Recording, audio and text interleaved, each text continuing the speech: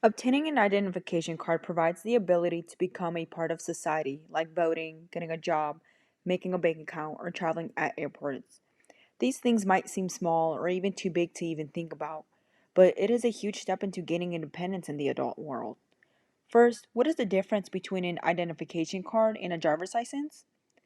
With a driver's license, a person must complete a driver's education course that requires a permit before as well, making that process a little bit more time consuming. We want to provide a quicker solution that will also be the first step to getting other documents. Next, we must be able to understand what documents you may already have that could be used if you do not have a birth certificate or social security card, and what would be needed at an appointment at the DNB. These documents are needed to help prevent identity theft, which is why there are multiple documents needed to confirm a person's identity. There are three ways an individual can verify his or her identity. 1. Bring one item listed in the primary identity documents category. 2. Bring two items listed in the secondary identity documents category. 3. Bring one item listed in the secondary identity documents category and two documents listed in the supporting identity documents category. All of this will be found at the Texas Department of Public Safety website. And after obtaining your documents that would fulfill one of these three options, um, that we just discussed, you would be able to start the process of getting an identification card at the Department of Motor Vehicles, or more commonly known as the DNV. This website will provide the information where there will be a DMV nearest to your location and when you can make the appointment. So let's go ahead, and we are at the Texas Department of Public Safety homepage, and we are trying to figure out how we're going to apply for the driver's license and IDs. So here at the top of the bar, you're going to go ahead and click the driver's license and IDs. Let's start with the identification card services. We're going to go ahead and click at the ID cards.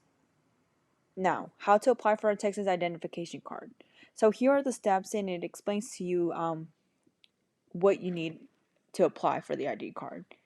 So you will need to provide proof of the following: U.S. citizenship or evidence of lawful presence, Texas residency, identity and social security number, and you may use the Real ID document check application to assist in preparing you for a driver's license office visit. So here are the following steps. You will have a customized checklist of the documents to bring for your visit. So 1, complete the identification application before arriving to your local office. You want to make sure that's done before going to the office. That way you're not wasting your time, and you're able to go in and out of the office with no issue. Second, to make an appointment, and then you will provide the following documentation to the license and permit specialist. So that would be the application of the identification card, the U.S. citizenship or lawful presence record, ID, and Social Security. You'll provide your signature, provide your thumbprints, have your picture taken, and then the application fee.